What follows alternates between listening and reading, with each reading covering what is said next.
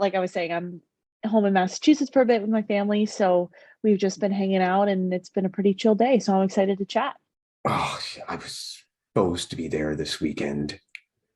Oh, really? Yeah, yeah. Before they canceled Boston, right? We were supposed to go down to race Boston. Oh, you were gonna okay, because I was gonna race that too, and I'm bummed that it's not happening. It's kind of weird. Yeah, yeah. Well, and haven't they lifted the mandates for masks too? Yeah, so that's why I was very confused. I'm thinking maybe it has to do something more with their numbers. Maybe they don't have good, or they didn't have good enough registration to hold both Northeast events. I'm not sure. I think it's two pronged. I think you're absolutely right, and I've talked about this before because Hmm. we looked at like London has like 4,000 people, and then Yeah. like Chicago honestly was around 500, and New York was like seven. Oh, wow. And Interesting. yeah, so I mean, I don't know what Boston's pre-registration was like, but I do know if they had a mask mandate, that already tough registration numbers would have been even worse because who wants to run a Hyrox in a mask? It's tough enough on its own. I don't think I would. Honestly, if they came out saying that we'd have to run in a mask, I don't know if I would want to. I would have cheated unnecessarily bad. Like I would have like cut Yeah. holes in it or something. Yeah, oh my gosh, that would be so brutal. But yeah, so that was a bummer because I kind of booked my trip here and kind of disregarded the first race of the national series because of the timing of Hyrox New York and Boston. So, but there was no time to like switch back on the plan. So, but I'm here with family, so that's nice. That's what, all right. I'm going to do my fancy intro and everything there. We're just leaving, but welcome to the Yeah, OFX podcast. thank I'm Dave you. Claxton, and not with me is busy doing something else, Bethany, and instead is two-time 2022 Hyrox winner, Cali Schweikhart. Well, thank you for that introduction. I mean, It's I guess, true. well, I was second in New York, but when Yeah, if that's I guess age group winner, that's true. it is true. I did get an age group winner banner. We could have called Um, podium, whatever. yes, there you go. But yeah, no, thank you for having me on. I'm excited to chat. I'm bummed that Bethany couldn't make it, but I would hopefully like there'll to be the blame it next all on time. her, but in reality, it's my fault. So it's me, not Bethany. Oh, She'll be back next week. So it's all good. Oh, yes. And again, we're brought to you by Duonamic and their whole pull up doorway workout system. And actually, I don't know, but I did Faye Stenning's one that her and did you see the one that her and Nicole did? yeah, she is. Well, I they're both monsters. I did that this week. Oh my God. Like you want to Yeah. talk about a quick hit and like that, it was so fast. And I was like, wow, that's amazing. It was great. And I do a lot of pull-up workouts and a lot of grip training, and that one hit me hard. I was really impressed with that. That was awesome. Oh, that's awesome. The Duonamic setup is real. I don't have one myself, but I've used it before and it's really, really cool. Yeah, it's really fast. Anyway, I mean, sponsorship stuff. Great. They're great guys. Happy to work with them. Oh yeah, you know what? I don't know. Do you follow CrossFit at all? Tiny bit, tiny Okay. bit. Have you seen some of the open workouts?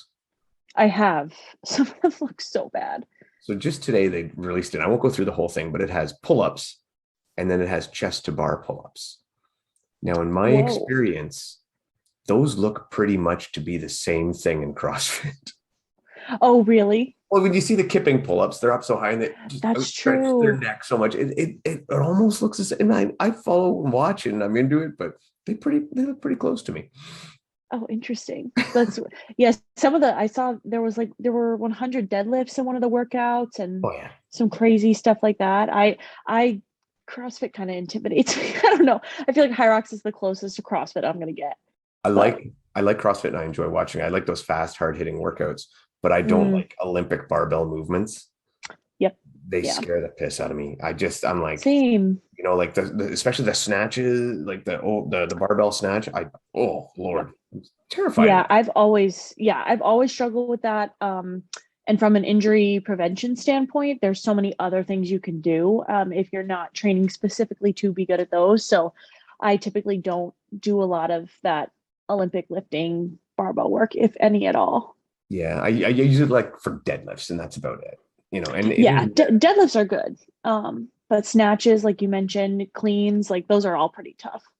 You need great technique and it's a lot of work. and I don't have that. No, Yeah, yeah. I not would willing need like to. a very dedicated trainer to get me to we did them at in college soccer for preseason and like strength training, and no matter what they did, I could never get the hang of a clean.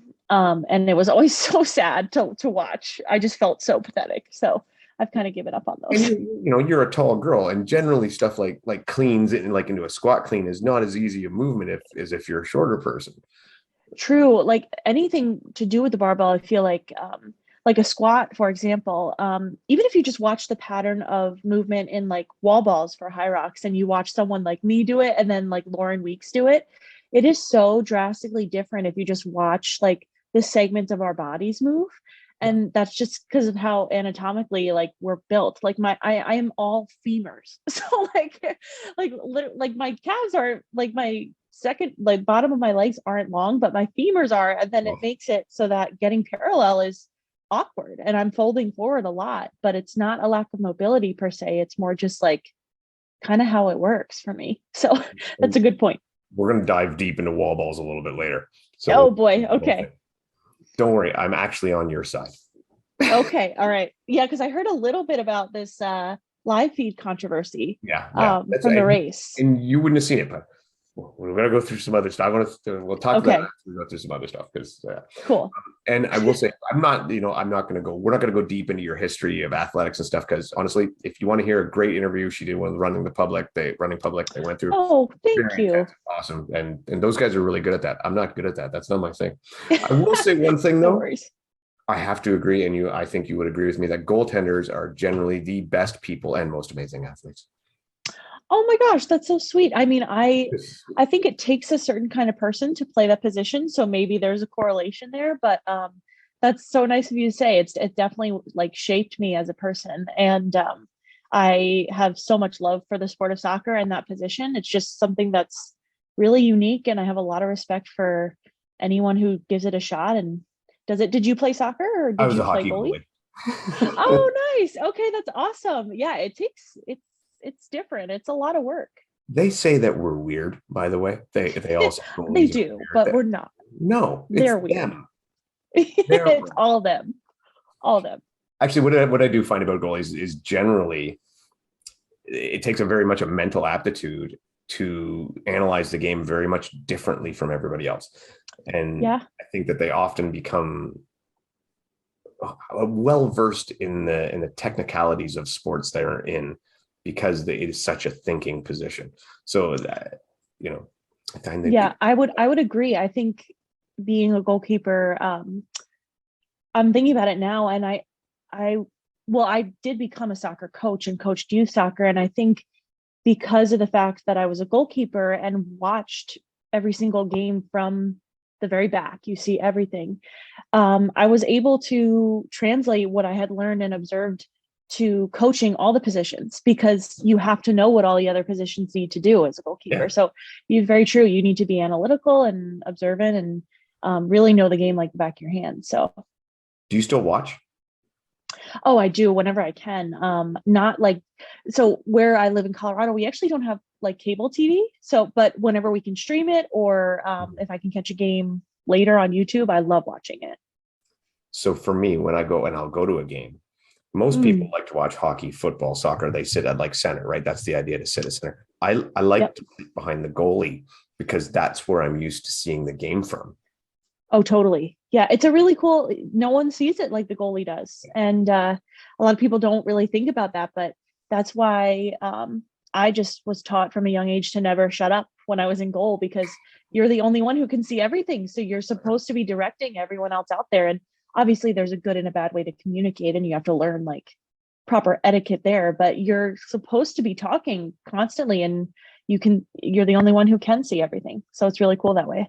It also keeps you in the game, right? Because sometimes you can lull. You can go through lows. Oh, totally. Playing really well. So talking and constantly communicating with everybody keeps you focused on the game and not wandering off. Yep. Picking. Yeah, that was a strategy for me. If like our team was not giving me anything to do, if you're talking, you're staying engaged. And then as a goalie, you are called upon to make a sudden save that you could be standing for, in a soccer game, it's 90 minutes long. And you could be standing for 85 of those minutes, and then suddenly a shot comes in the 86th minute and you're called upon to do something when you could have just been off in la la land the whole time. So yeah, talking and moving with the ball and just engaging with your teammates is like the only thing to keep you going when those kind of games happen. I've always thought that was soccer too. It was one thing, soccer goal, when, especially compared to hockey. Hockey will get like 30 shots a game, right? Yeah. You're playing soccer, and like you say, you could go, 10, 15 minutes and not get a shot. And then all of a sudden you get one shot, but every shot in soccer is a really, really good scoring opportunity. So it's like it's like your whole game can rely just to one moment. Right, exactly. And that was definitely like mental. Yes. Yeah, that's a lot of pressure and something I always struggled with.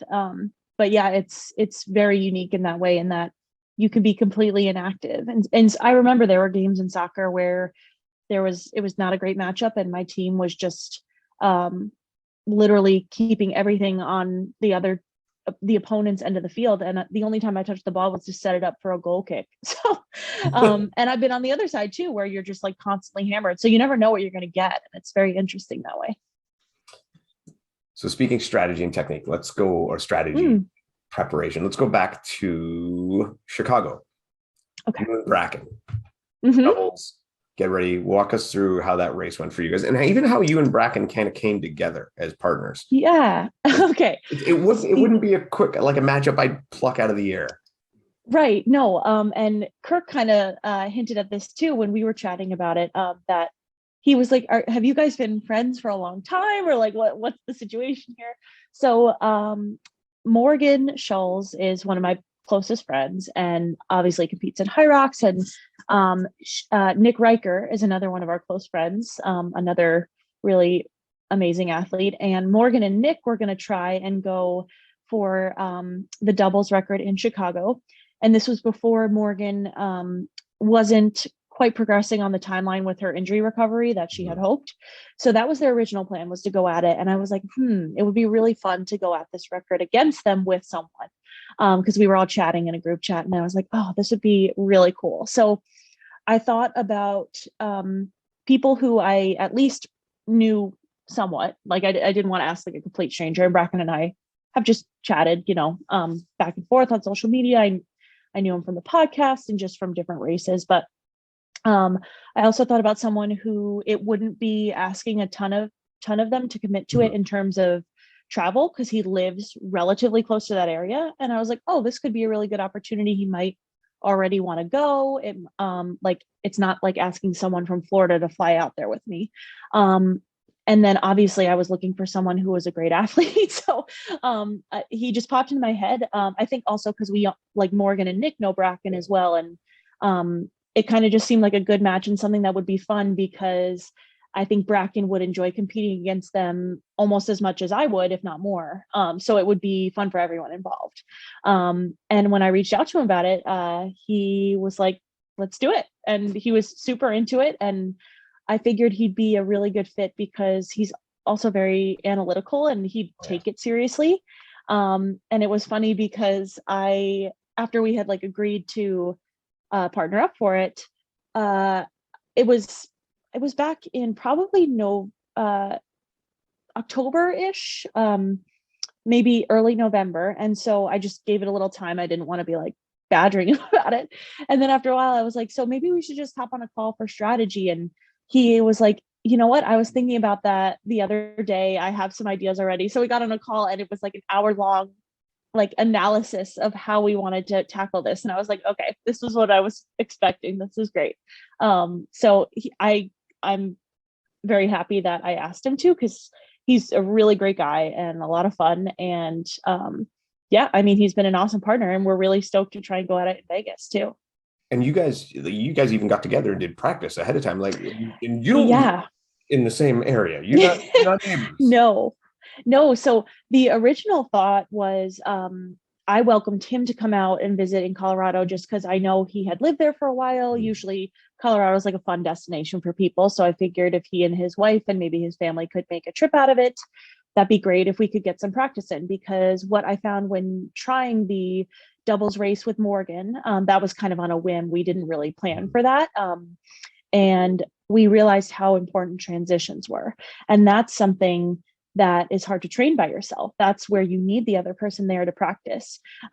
So we figured if we could somehow get together, let's try and make it work. And originally it was for him to come out to us. And then there were things with like travel was just weird. It's also hard for him. He has 3 kids. So getting his whole family to come out, we didn't really think of this before, is a lot harder than just getting me to visit him. And it just so happened that I was headed home to visit family for Christmas, mid-December. And my flights with United, since it's a hub in Denver, that's usually who I fly with. They made it easy to just add a flight, kind of take a little pit stop in Chicago, stop there, and Bracken so kindly picked me up and dropped me off, and I was able to stay with him and his family, which was so fun. His kids are like the epitome of what you want in children. They're so adorable. But yeah, and it was just like a quick little 3-day stint, and it kind of fit right in with me then heading home to New York, Massachusetts area to hang with family after. So it worked out really well, and it was really useful. We got a really good sim in and spent like 2 hours the day before that just going through each station and practicing strategy and talking about strengths and weaknesses and how we thought it would be best. And then we put it all to practice the next day, and it was a lot of fun. Now you say strategies and techniques, and obviously like the transitions. So what was the game plan for you guys? What to you going into the race was important to hit? I mean, like let's see. What was the important key factors? I think we were trying to figure out what. So for this, I'll kind of just go in order. Yeah. For the ski and I guess I kind of pair ski and row together just because they're the 2 cardio elements. We had to figure out when it would be beneficial to switch, if at all. And for the rower, the transitions take a lot longer because of the foot straps. So part of getting together was practicing how much time do we pick up if we do switch versus how much time we lose. And same for the ski erg, except you have the leeway to switch a little more because it's so much faster. And it also, we have to factor in the fact that on a good day for the runs, I should be working a lot harder than Bracken is. So he's coming into stations feeling a little fresher. I'm leaving the stations feeling a little fresher. And then by the next station, it should be back to where he's been recovering and I'm not. So we had to figure out, okay, when I'm fatigued, what ski erg pace can I sustain? When is it worth him switching in? So that was a lot of just testing, going back and forth in the gym we went to practice and seeing what was a comfortable pace for us, what was a sprint pace, and if we alternated sprinting versus doing longer stints, did it help or did it hurt? So things like that we had to analyze and kind of came up with different strategies for each machine, like I said, based on the fact that transitions are a lot slower for rowing. And then basically for anything strength related, we did take into account personal strengths and weaknesses. Like, for example, I hate burpee broad jumps. I am not good at them and they're awful. And he is disgustingly good at them. Like that, they're so good. And I'm so grateful that he is. So one of the things was he would probably do the majority of those. However, it was worth testing whether giving him a tiny bit of a break helped him out enough that I should do some of them. And sleds was you kind of have to take those by feel. You have to see how they are in the race with the carpet. We also weren't sure because Hyrox can be a little like they changed rules here and there, and for doubles it hasn't been as much of a serious focus for them. So we weren't sure if they were going to say, oh, for the sled pull you can't move the rope out of the way for your partner or things like that. So we had to practice different strategies depending on what they were going to allow us to do. And when we got to the race, it said we couldn't move it for them. So we were happy we did that. And then it was a lot about how much can Bracken handle versus me, like without him breaking and me being fresh enough for the run. So that was basically our main thought throughout the whole planning process of the doubles attempt. Yeah. So a couple things I saw that you guys did, and this was specifically on the rower, that I think was good strategy. Oh gosh, Very I interesting. think I know what you're gonna No, say. yeah, number one was each other undoing the foot straps for the other person and doing up the foot straps. This is very smart, very simple. I'm sure that saved a lot of time. And the other one is, of course, naps. Taking side by Yes. naps. Oh my gosh. Okay. So foot straps, we just realized that if we can do that, and we did Yeah, ask if we were allowed to when we got super there, and smart. they said yes. Because you never know. But uh obviously, yeah, that's the most time consuming Yeah, thing of the rowing transition. So we figured we'll try and communicate when we want our partner to switch in and out, and that's when they start undoing the straps. And that worked relatively well. The napping was actually a suggestion of my coach, Ian Hosick. So okay. he's all science Yeah. based. He's self-proclaimed nerd. He's awesome. And we were talking about um, recovery and how mainly it was about me recovering as quickly as possible, but it was on a different station. We were talking about, I think, the burpee broad jumps and how it's a quicker station to begin with in Mhm. doubles, especially when Bracken is your partner doing them. But it was a very quick blip of recovery for me that we were thinking, how can I get my heart rate down the fastest? And Ian had kind of seriously, but kind of facetiously mentioned, well, if you can lay on the floor, if you can lay, um, what is it, supine, right, is Yep. on your back, that is going to be the fastest way to get your heart rate in check for a short period of time. And obviously, I was like, well, I think I have to follow him through the burpee broad jumps. I can't just lay like at the end of the station.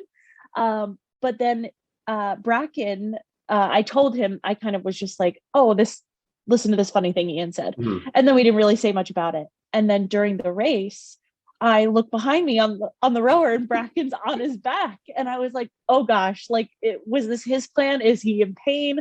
What's going on? And he was just trying to get as much recovery as possible. So I figured, well, I have the time. Why not? So I just laid down right behind the rower, and it was kind of nice. It was a good little reset.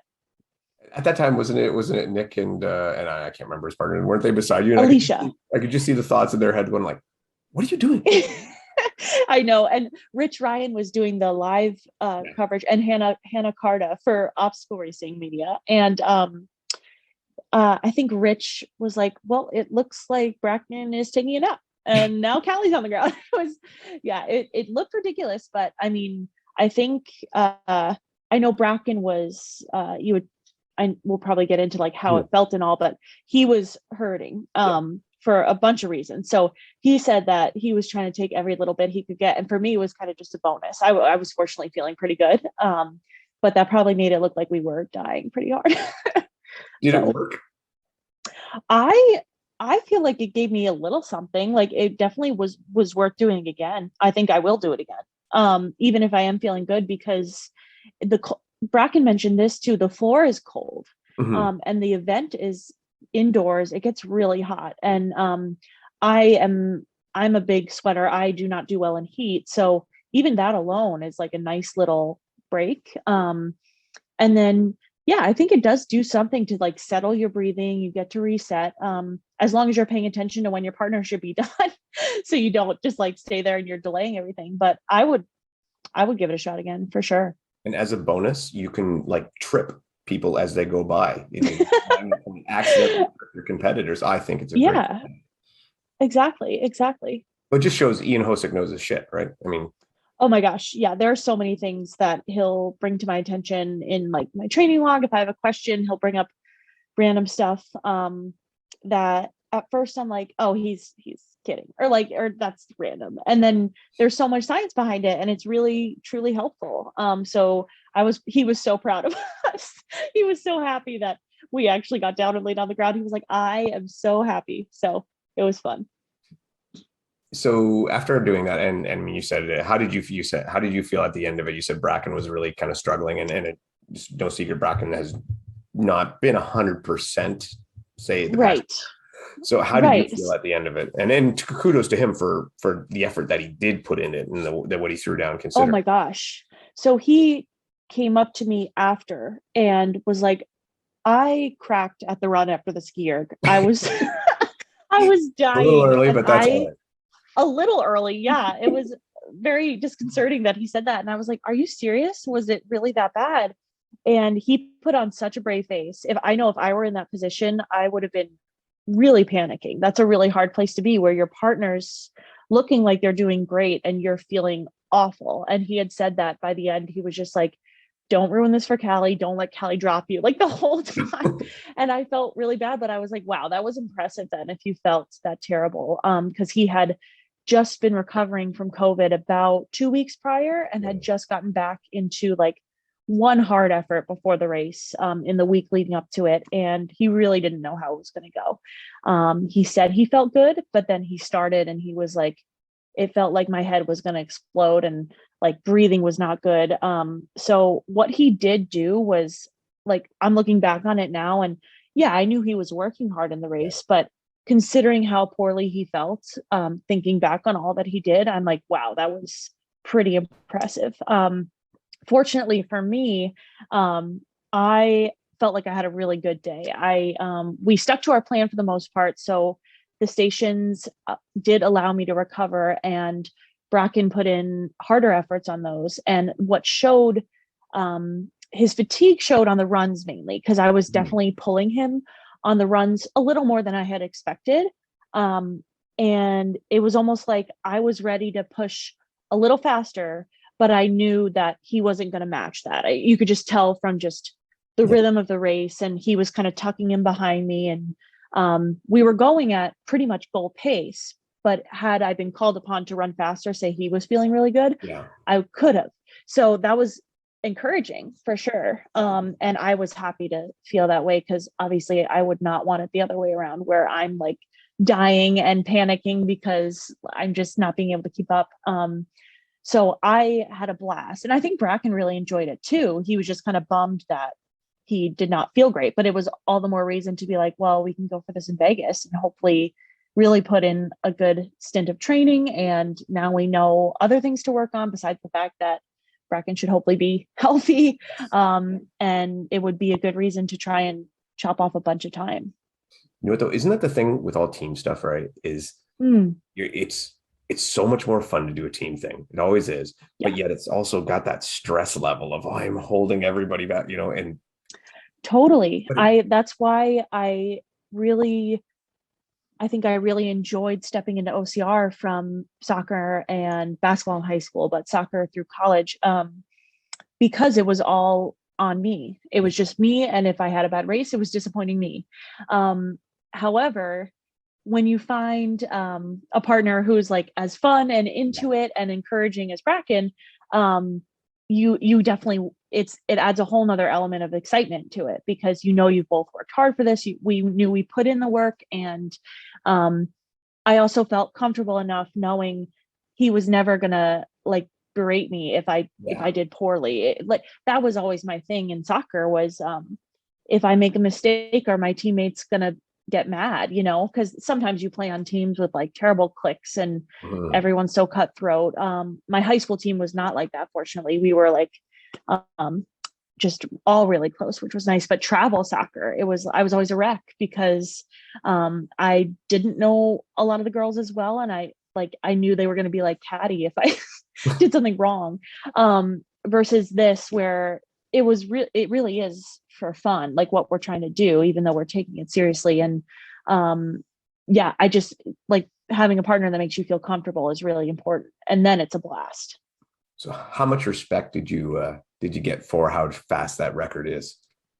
Oh yeah, well, we knew from our sim when I went to Wisconsin to train that it was going to be tough. And once we walked into the Chicago venue, we saw from the setup that the transitions were really going to be working against us. So from that point, it was more like, okay, let's see if we can beat our sim time, if we can win other things. Like we had set up other goals just in case. Also acknowledging the fact that we'd love to go try for the record in Europe, because the sleds are slightly different, and the transitions, it seems like the venues are a little more tightly knit in terms of rock zone time. Recommend Madrid. What'd you say? I recommend Madrid. Yeah. Oh my gosh. Madrid looked ridiculous. Yeah. But yeah, so we were like, okay, well, if that doesn't happen here, like we should consider Europe, or and then Vegas is another opportunity, hopefully. But yeah, I mean, that record, we knew that we weren't going to match their run times. We were going to try, we did outwork them on the stations. We just have a little more time to shave off in transitions. We can do a little better on the stations, and then hopefully just chip away at our running times.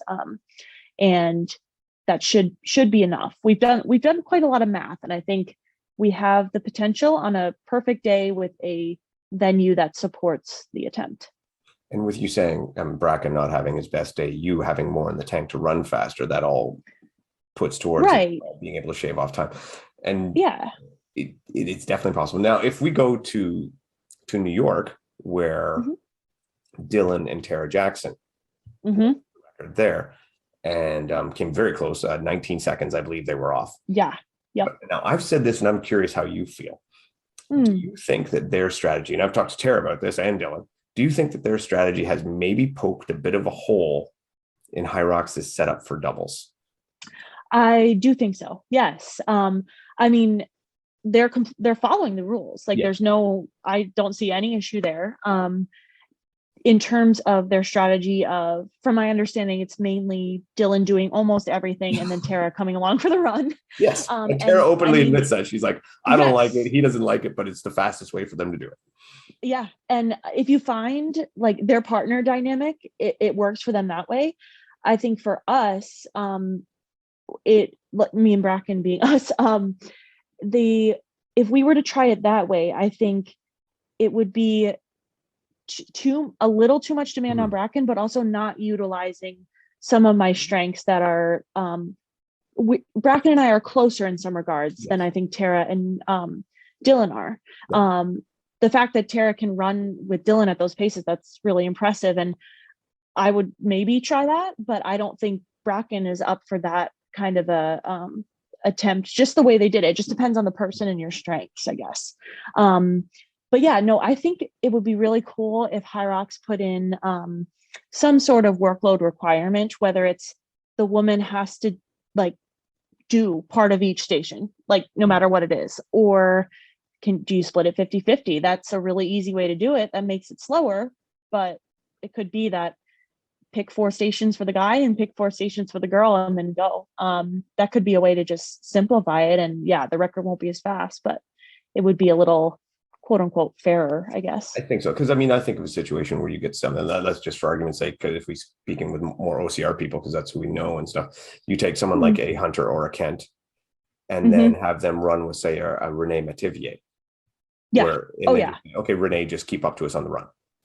And it takes away from the strategy, from the pureness of it in my mind. And that's why when they said that to me, when I heard that, I was like, that really pokes a terrible hole. Like, I agree. And thinking about it now, because I had that thought too, I was like, well, technically, I guess I could just go ask Ryan Kent to do this with me. And then I just try to hang with him on the run. And he literally would do every single thing. And he's come close to breaking the time by himself with men's pro weight. So it does not make much sense. And then if you were to split it like 50-50 or something, I feel like that really makes it a team effort. That's a partner effort. And I think that would call to totally different athletes than those who can kind of rig the system right now. And not that like, I'm all for, if it's within the rules, then do it. I think the rules maybe should be a little different just to make it a little more fun. Exactly. That's exactly it. I don't blame anyone following the rules and doing whatever. That's totally fine. I don't care. And I've said before with OCR, if they're letting you away, grabbing something on a rig that like the straps above the whatever, and they're letting you do it, whatever. I think it's horrible, but that's the rules. And if you don't do it, your competitors will, and they get an advantage. I mean, this is something Aaron and I have chatted about before and stuff.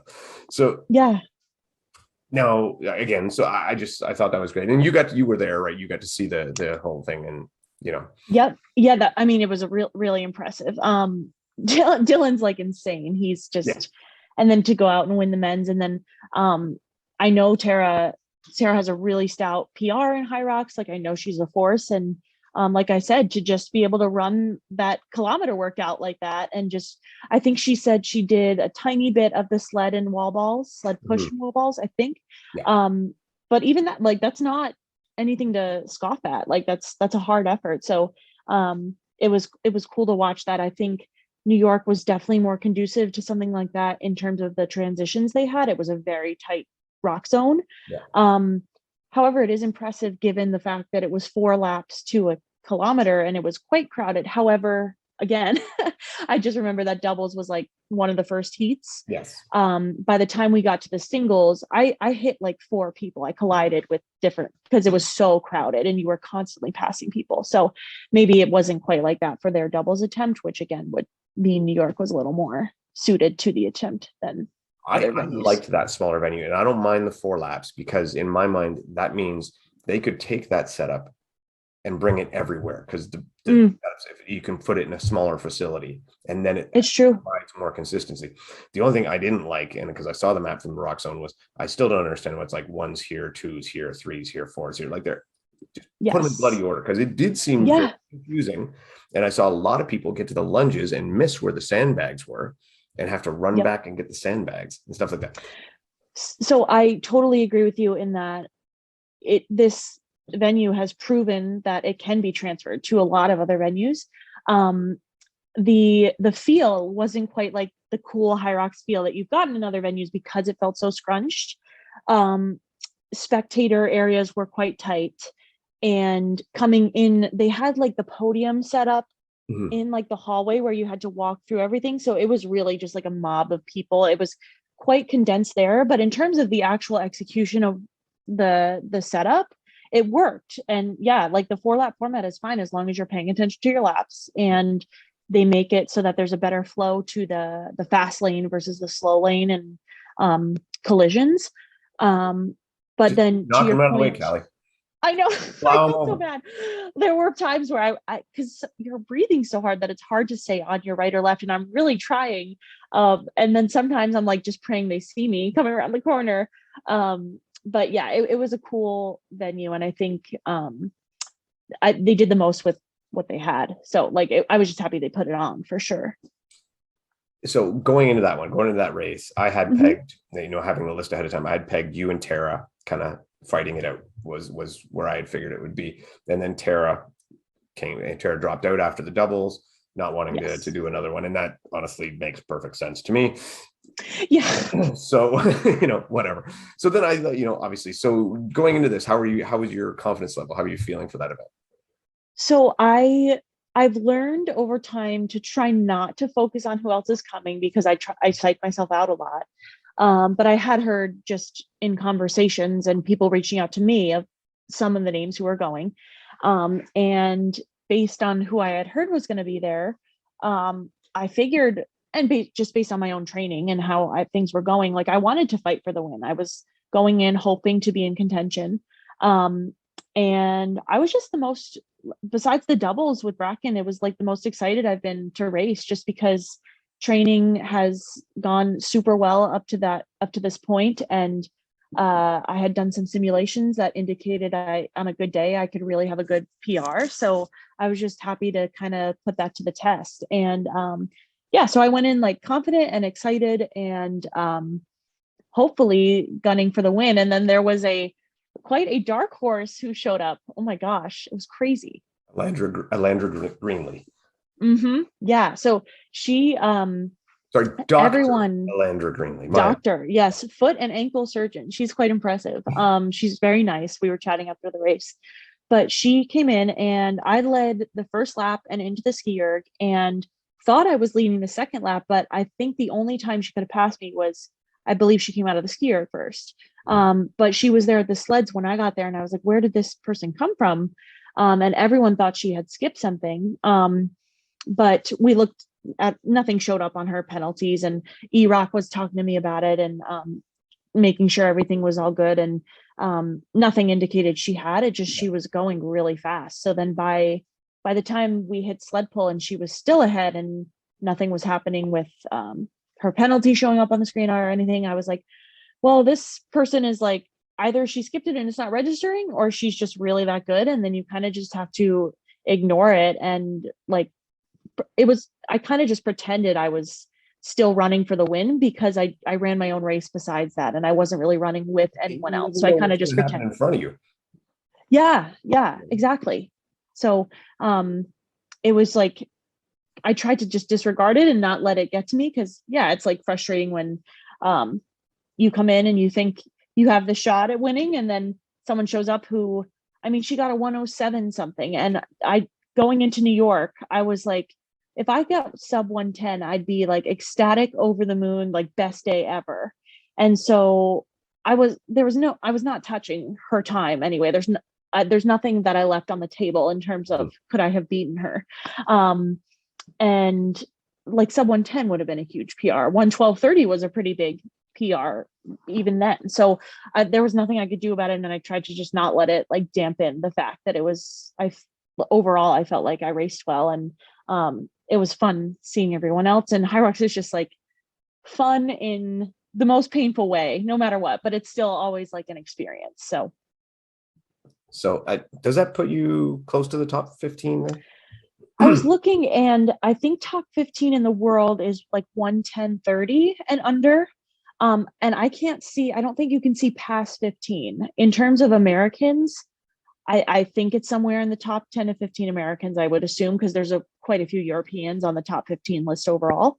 And then I don't know what it means for Vegas, because I'm assuming there will be roll downs for those who can't attend. Like Lauren Weeks will be very pregnant at that point. Yeah. So I don't. However, if you ask Lauren, she's still going to race if they let her.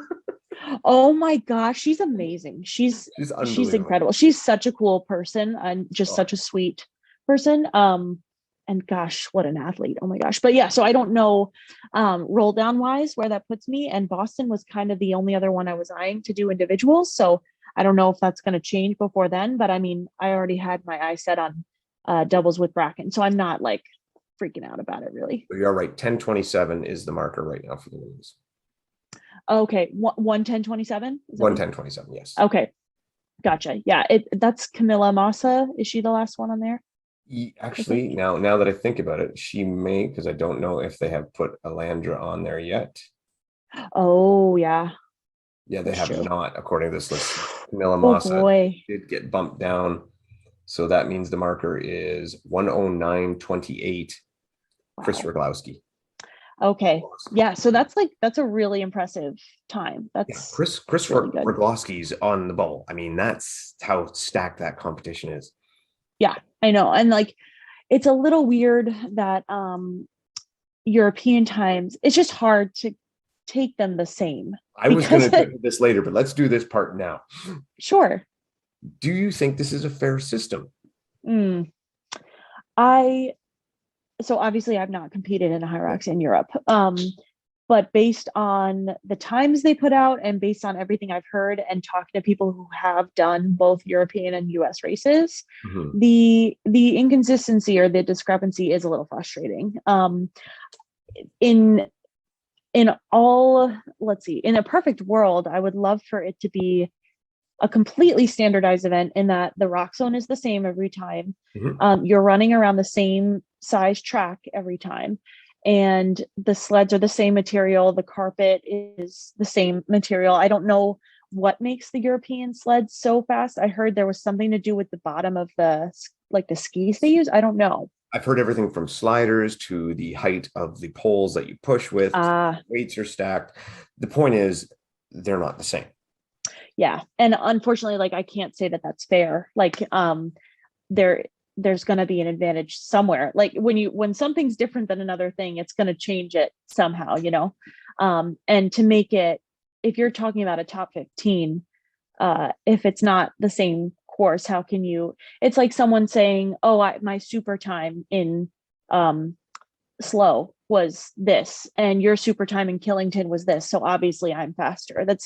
They're quite different. So yeah, from that standpoint, I wouldn't say it's fair. I assume they're doing their best with what they have, and they're still a relatively new event, but you know, you'd hope they could figure it out sooner than later, because it does detract from what they're trying to accomplish overall, I think.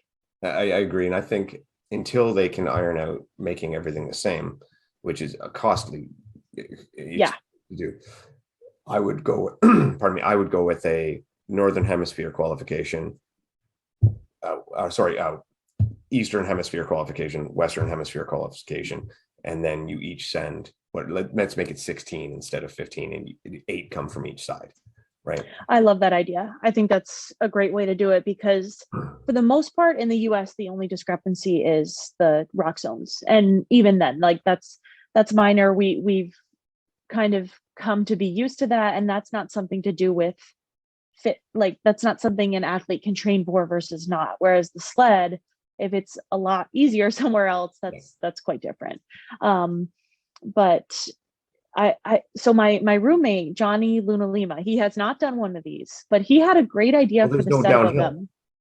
Yeah, no, doesn't quite cater to his like prowess there, but I think if he trained for it, he's honestly like quite fast and quite strong. I think it'd be really cool to see him do one.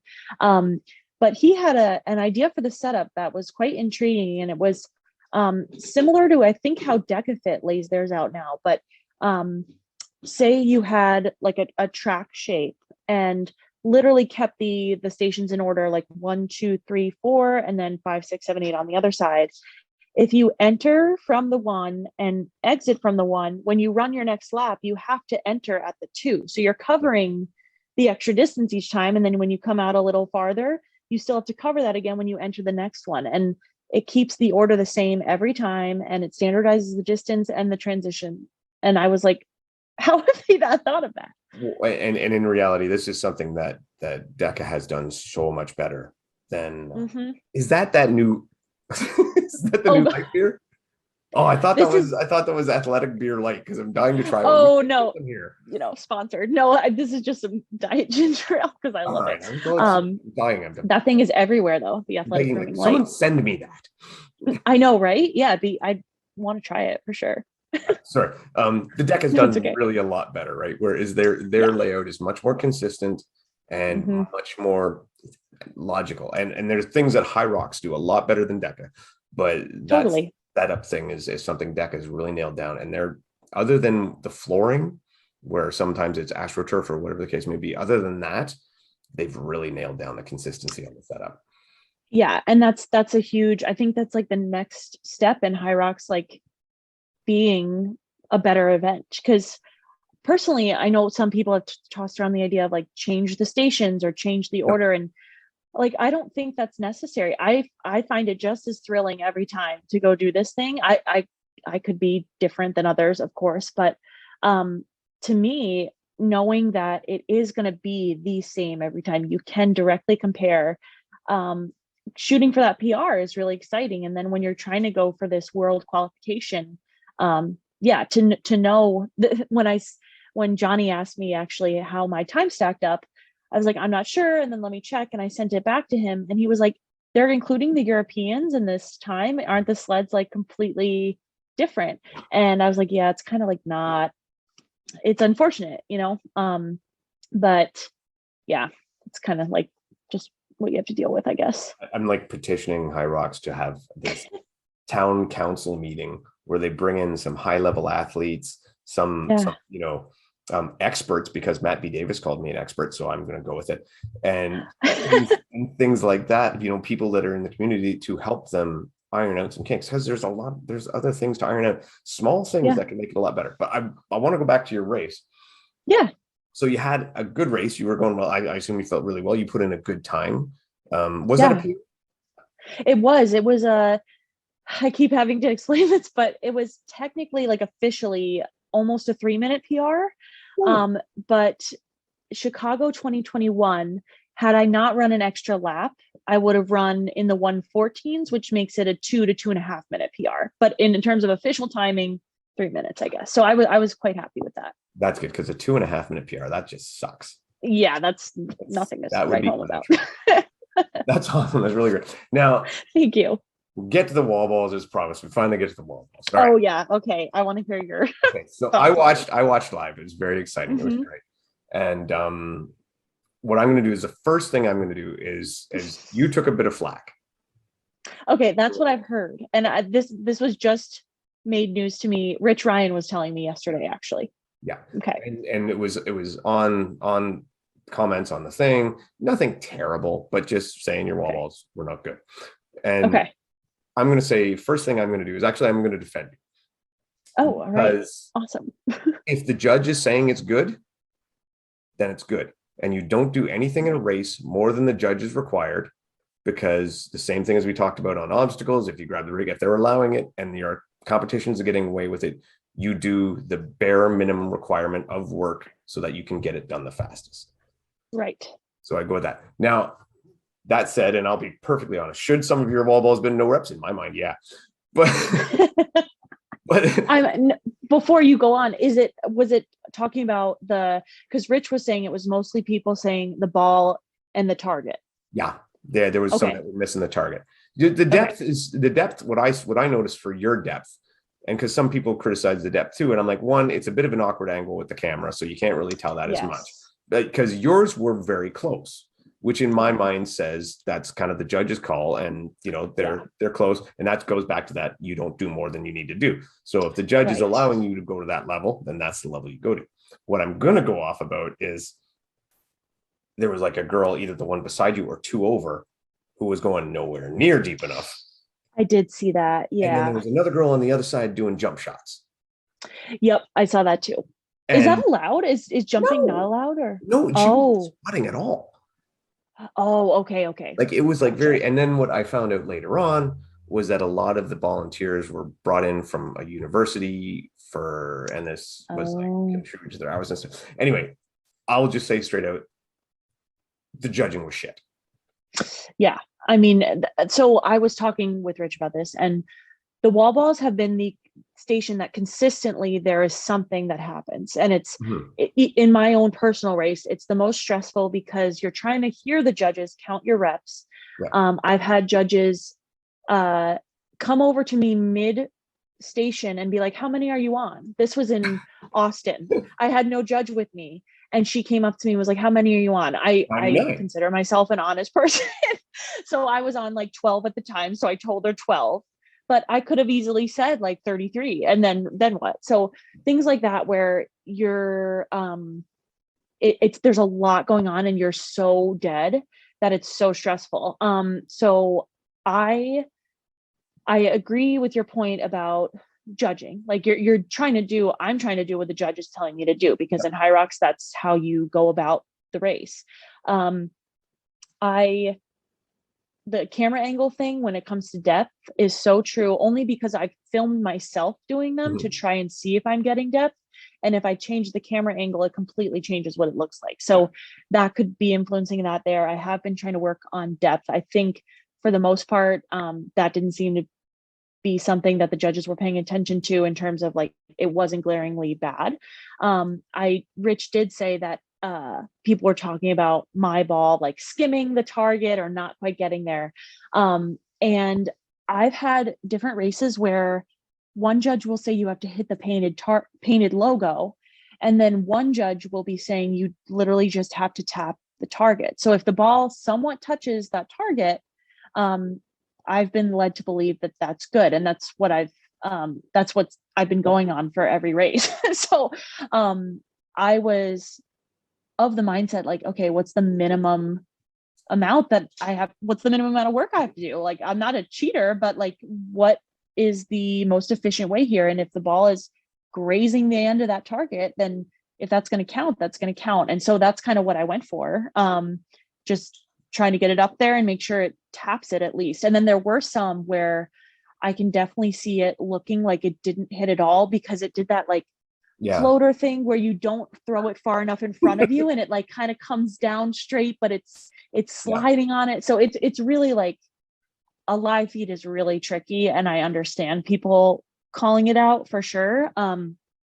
If I like, I'm not going to say like my wall balls will never be perfect, first of all, so they're not like anything great to look at. But if I notice like a glaringly bad mistake, I'm not going to be the person to try and like shove it under the rug. I would do extra. And I kept checking with my judge, actually, because he was counting louder in the beginning, and I got nervous because I couldn't hear him counting anymore. I was like, are these no reps or what's going on? And then when I checked back in with him, his count was the same as my count. So I was like, okay, well, I guess I'm doing everything right. So let me keep going. And that was kind of my mindset throughout the whole wall And ball. that's why I have no blame on the athletes whatsoever.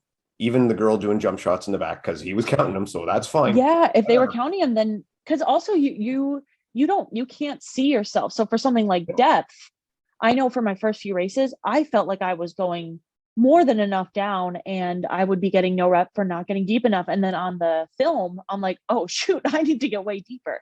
So you can't tell. It's not like you're purposely doing it a lot of the time. It's more you're waiting for the ref to tell you that it's bad.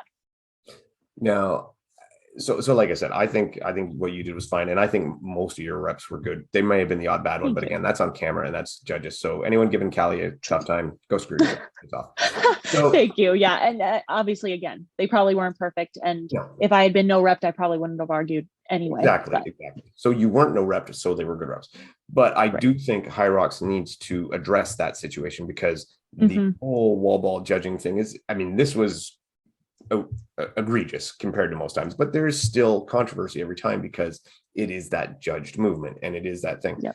So Tara Jackson came on with us, and I've said this a couple times now, and she said she believes everybody should use the bucket because why not? Marker, and it's you hit it or you don't, and then the wall ball up top, you hit it or you don't. And at first I was like, no, come on, you guys are elites, you're pros, you should know how to do a bloody wall ball. And now I've completely 180'd, and I'm like, she's absolutely right. Just put a depth marker, everybody hits it.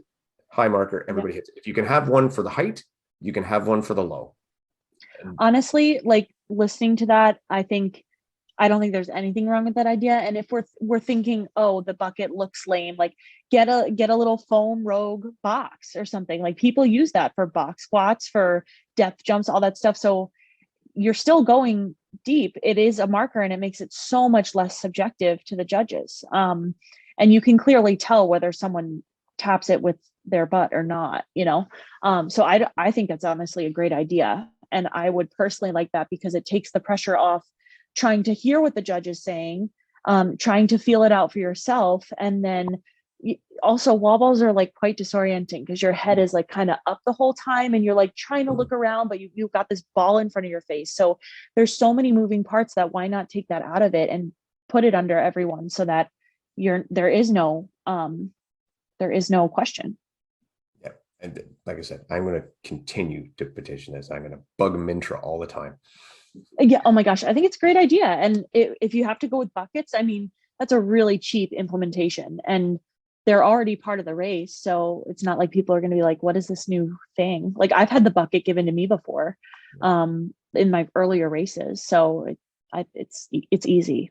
Yeah. And like they said the bucket looks kind of cheesy. If you want something built that doesn't look cheesy, I volunteer to do it. All you need to do is pay me. Yeah. I volunteer. Nice. I volunteer to pay a lot to do it. Like boxes made from like plywood or something. I feel like that'd be big super Hyrox easy. logos on them. Right. More advertising. Exactly. So I got one more Hyrox question for you. Sure. This is not even about you. Okay. So you have like a working relationship with Hunter. You have had a working relationship. Yep. Is he in the spirits where you think he's going to have a comeback of the Worlds? Because I'm very excited to see him and Kent again go head to head. I'm just trying to get your take on it. What do you think? Interesting. Well, I'm just thinking about watching the Chicago race because we were able after doubles come back and watch the pros. I know he has said that he didn't feel like he was in the right mindset, in the right like training prep for that race. He didn't feel like he had put everything into it. And then watching Kent, it was like a whole different side of the coin. He was like dialed in. It was quite crazy to watch how much of an animal he was. It was like clockwork, everything he did. So super smooth. So I think I can't put words in Hunter's mouth, but I think he would probably be taking Kent a little more seriously, just because Kent did come out and put this huge showing on and kind of backed up his what's the word?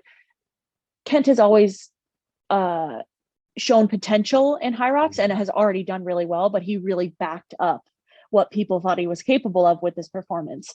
So I think, I mean, Hunter's definitely been taking training seriously. If you watch his social media and what he's been up to, I think it's going to be an interesting like mental test, because he's not used to coming in with any sort of challenger already there. Kind of two in a row, right? There was Worlds and then Chicago, right? Right, exactly.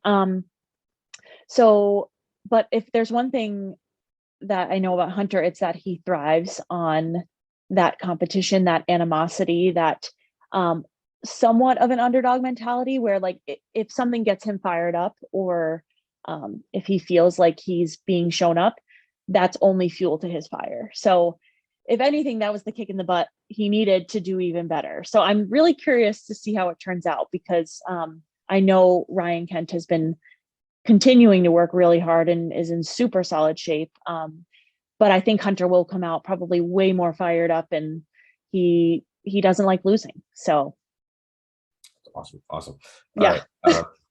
Bethany be mad at us if we didn't talk a little bit about Spartan Slow. Oh, sure. Yeah. All right. So are you going to Slow?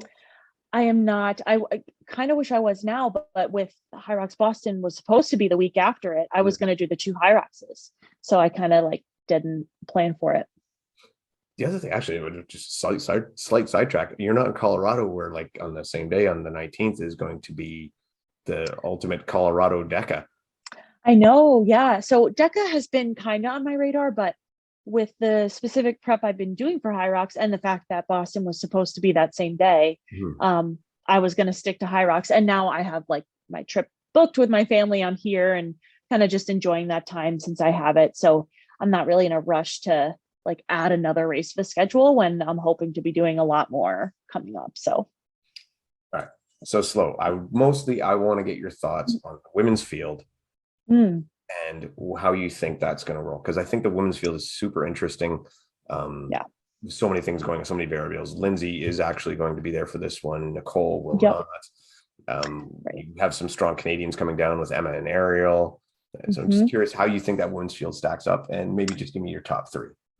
Oh, okay. I've been thinking about it a lot, and kind of more from like a FOMO standpoint. I'm like, oh, like if I went, where could I stack up?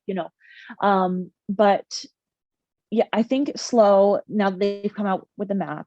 It's a super with like 800 feet of gain. So that's relatively rolly. That's not what we consider like big hills. So it does favor like the speedsters a little bit, especially because it's not, from my understanding, not technical terrain.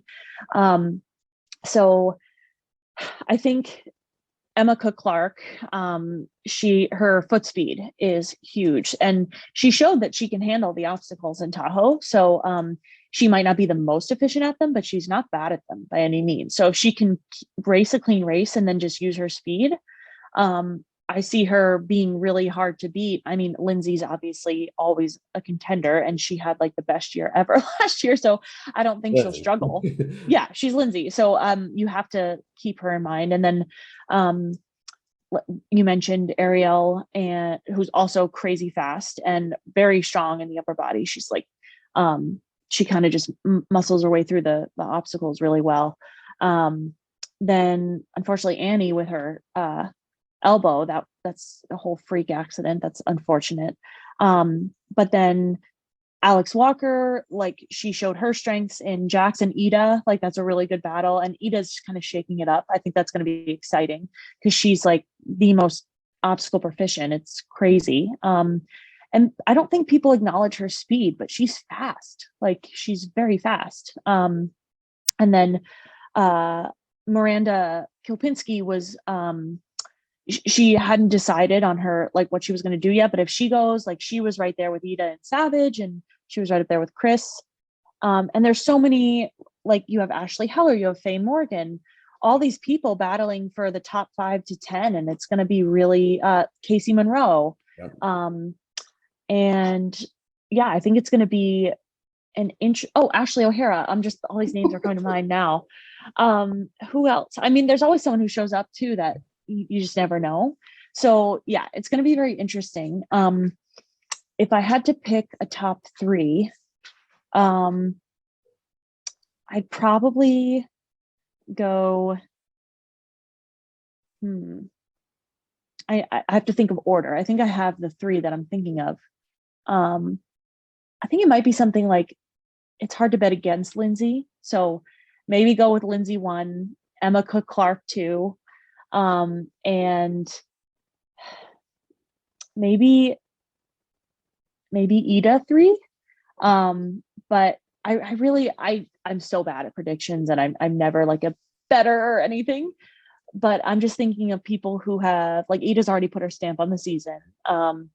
Emma Cook Clark is just, she's phenomenal. And then Lindsay was just so consistent last year that it's hard to say that she wouldn't do really well. So, but, and then again, there's also probably people that I don't know are going that maybe I should have listed here. So if that's the case, I apologize to them. But yeah, it's going to be, there's so many talented people in the field. It's pretty incredible to just see it, to race with these people. Sometimes it's an awesome group of ladies. Well, I've definitely learned that if Lindsay and Ryan are there, I'm just not going to bet against them, because more times than not, Right. it's pretty safe money. So Honestly, yeah, that's true. all right, I got one more question for you, and then I'm going to let you go. Sure. Road tripping, race, anywhere. We're off to a race. We're going to take a road trip, all going. Yeah. What song are you singing in the car? Oh gosh. It really depends on what music is out. But I love kind of like alternative stuff. If I'm trying to get pumped up, it's anything like Imagine Dragons. They're my go-to for that. But otherwise, I'm really liking Let It Hurt by what's his name? Daniel St. Black. That was just one I found because I watched it's so obscure. But I watch trash TV sometimes, and Love is Blind, the reality show on Netflix, used it. And I was like, oh, this song is really pretty. What is it? And I looked it up. And so that's one of my favorites for the moment. And then Numb Little Bug is like a cool one, a little more like obscure, from something I found on Instagram. So I find random songs like this and I get really into them. So those two would be at the top of my playlist right now.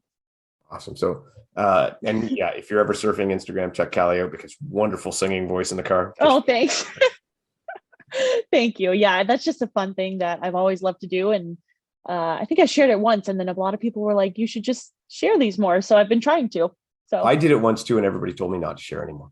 Oh, No, I'm kidding. I didn't, but it would probably go like that. Yeah. Oh my God. Cali, thank you so much. Really, really appreciate it. Any course, sponsors thank you. want to shout out? Yeah, I've consistently worked with Human, who makes Speedily. That's like my favorite. I'm not a big crazy caffeine pre-workout person. Theirs is just bee powder, and I find it just, it's kind of like it can't really hurt you. And so I just love taking that. Spring Energy for nutrition. And then I do love, I'm a big believer in CBD, and I work with Beam kind of on a limited basis, but those guys are, I love all their stuff. So Awesome, Cali. Can't wait to see how you yeah. next. Oh, thank you so much. This was so great. Thanks for having me on.